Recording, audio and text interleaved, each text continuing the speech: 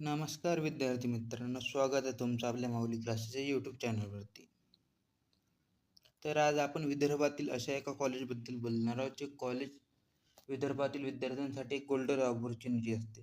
तर त्या कॉलेजचं नाव श्री संत Gajanan Maharaj college of engineering Shegaon.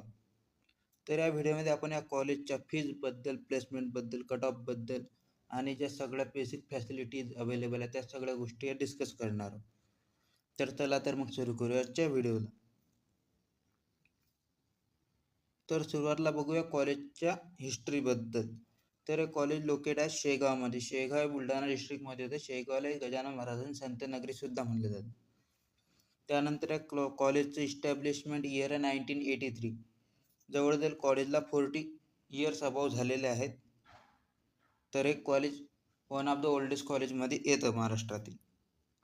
तर हे कॉलेज ॲफिलिएट आहे अमरावती युनिव्हर्सिटीसोबत. त्याला आपण संत गाडगे बाबा अमरावती युनिव्हर्सिटी सुद्धा म्हणतो. तर हे कॉलेज AICTE अप्रूव्ड आहे. NAACचा याला A+ ग्रेड पण मिळालेला आहे. तर हे कॉलेजचं मॅनेजमेंट आहे ते संत गजानन महाराज शिक्षण संस्था हे या कॉलेजला चालत असतं. तर इथं सगळे स्पिरिच्युअल व्हॅल्यूज सोबत तुमचं एज्युकेशन होत असतं. तर हे झालं सगळ्या कॉलेजच्या क्विक फॅक्ट्स आणि हेरिटेजबद्दल.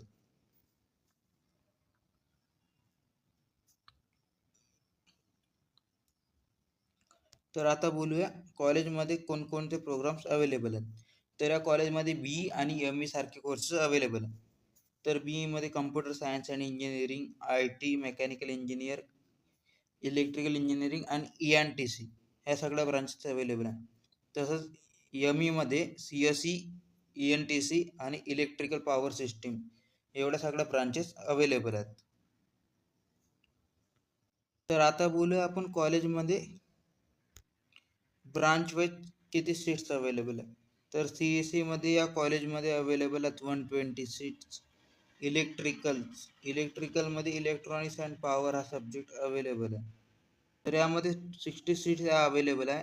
ENTCमध्ये 120 सीट्स अवेलेबल आहे. मेकॅनिकलसाठी 60 आणि IT साठी सुद्धा 60 सीट अवेलेबल आहे. सोबत या कॉलेजच्या ब्रांचेसचा चॉईस कोड दिलेला आहे. हा चॉईस कोड खूप इम्पॉर्टंट राहतो जेव्हा आपण कॅपराउंड फिल करत असतो तेव्हा. तर झाल्या कॉलेजमध्ये ब्रांच वाईज किती सीट्स अवेलेबल आहेत त्या BE प्रोग्रामसाठी. तर आता बोलूया कॉलेजमधल्या ॲडमिशन प्रोसेसबद्दल. तर कॉलेजमध्ये ॲडमिशन प्रोसेस ही कॅप थ्रू होत असते किंवा कॅप प्रोसेस थ्रू होत असते, जी महाराष्ट्र गव्हर्नमेंट होल्ड करत असते.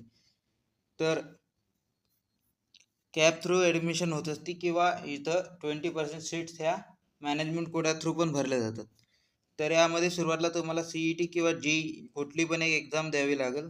त्यानंतर तुम्हाला ऑनलाईन रजिस्टर करावं लागेल आपल्या महाराष्ट्राच्या CET पोर्टल थ्रूनुसार. त्यानंतर तुम्हाला ऑप्शन फॉर्म फिलिंग करावं लागेल, त्याला आपण कॅपराउंड प्रोसेस सुद्धा म्हणतो.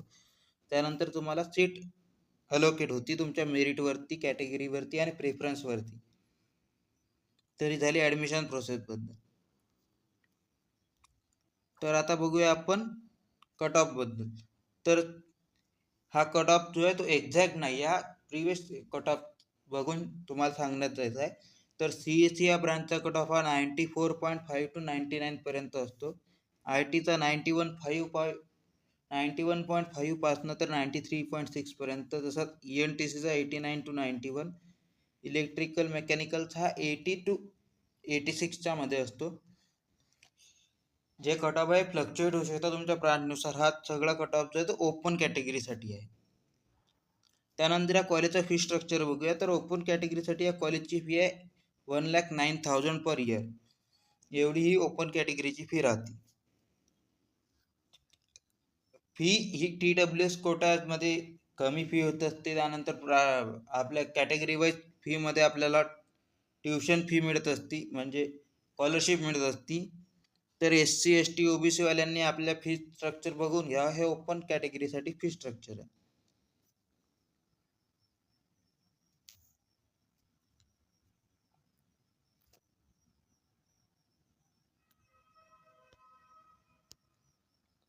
त्यानंतर आता बोलूया प्लेसमेंट परफॉर्मन्स, म्हणजे प्लेसमेंट कशा प्रकारे होते या कॉलेजमध्ये. तर या कॉलेजचा ॲव्हरेज प्लेसमेंट रेशो जो आहे तो 75 to 80% म्हणजे गुड कॅटेगरीमध्ये येतो. हायेस्ट पॅकेज या कॉलेजचं 12 to 14 LPA एवढं गेलेलं आहे आणि ॲव्हरेज पॅकेज जे आहे 4.80 LPA असतं. मीडियम सॅलरी म्हणतो आपण त्याला. इथं मोठ्या मोठ्या companies Infosys, Wipro, Capgemini, ABB private limited, TCS, Adani Enterprises, Persistent यासारख्या कंपन्या ज्या या कॉलेजला प्रत्येक वर्षी व्हिजिट करत असतात.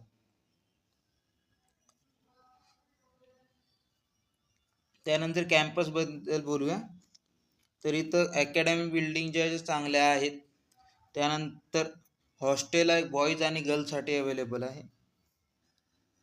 एक सेंट्रल लायब्ररी सुद्धा अवेलेबल आहे. खूप मोठी लायब्ररी आहे, मी स्वतः व्हिजिट केलेलं आहे. त्यानंतर स्पोर्ट आणि रिक्रिएशन फॅसिलिटीज सुद्धा अवेलेबल आहे. इथं वेगवेगळ्या प्रकारचे इव्हेंट पण होत असतात. कॅम्पसमध्ये हेल्थ सेंटर आणि मेडिकल एड सगळं अवेलेबल आहे. त्यानंतर हॉस्टेल आणि कॅम्पस लाईफ बद्दल बोलूया. तर सुरुवातीला हॉस्टेल लाईफमध्ये तुम्हाला डिसिप्लिन, हायजीन आणि होलिस्टिक ग्रोथ हे सगळं मेंटेन करणं गरजेचं आहे. रेसिडेन्शियलमध्ये तुम्हाला सेपरेट स्पेशल हॉस्टेल आहे बॉईज आणि गर्ल्ससाठी. त्यानंतर वायफाय अवेलेबल हॉस्टेलमध्ये, जिम अवेलेबल आहे, स्टडी रूम्स अवेलेबल आहे, 24/7 सिक्युरिटी सुद्धा अवेलेबल आहे. त्यानंतर मेसबद्दल बोलायचं झाल्यास तर इथं मेस जी आहे ती संस्थांद्वारे असते किंवा कॉलेजची सेपरेट मेस आहे. त्यानंतर इथं सगळं जेवण जे प्युअर व्हेजिटेरियन राहतं आणि एक लार्ज सेपरेट डायनिंग हॉल आहे. त्यानंतर कॅम्पसमध्ये तुम्हाला डिसिप्लिन स्ट्रिक्टली फॉलो करावं लागतील. रॅगिंग फ्री कॅम्पस पाहिजे. त्यानंतर स्पोर्ट्स आणि रिक्रिएशन फॅसिलिटीज सुद्धा अवेलेबल, जसं स्पोर्ट्समध्ये क्रिकेट आहे, योगा आहे, व्हॉलीबॉल आहे, सगळे असे वेगवेगळे स्पोर्ट्स खेळण्यासाठी ग्राउंड सुद्धा अवेलेबल आहे. त्यानंतर जवळजवळ 82 एकरचा कॅम्पस आहे, सगळं ग्रीनरी कॅम्पस आहे, खूप मोठा कॅम्पस आहे कॉलेजचा. तर आता आपण कॉलेजबद्दल बोललो, आता कॉलेजच्या प्रॉसबद्दल बोलूया. इन्स्टिट्यूट खूप जुना आहे, चांगलं रेप्युटेशन आहे. त्यानंतर हॉस्टेल आणि मेस फॅसिलिटीज चांगली आहे. IT सेक्टर प्लेसमेंट आहे, फी स्ट्रक्चर पण चांगला आहे, कमी फीज लागते.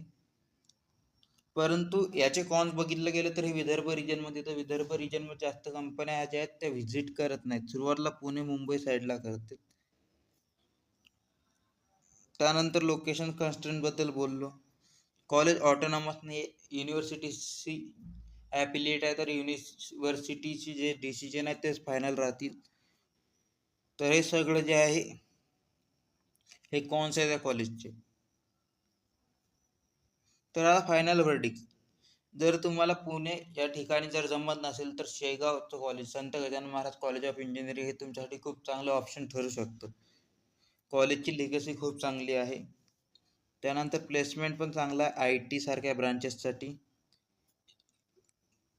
रेटिंग माझ्या मते मी जर द्यायची असली मला रेटिंग, तर मी 4 स्टार देईल 5 पैकी.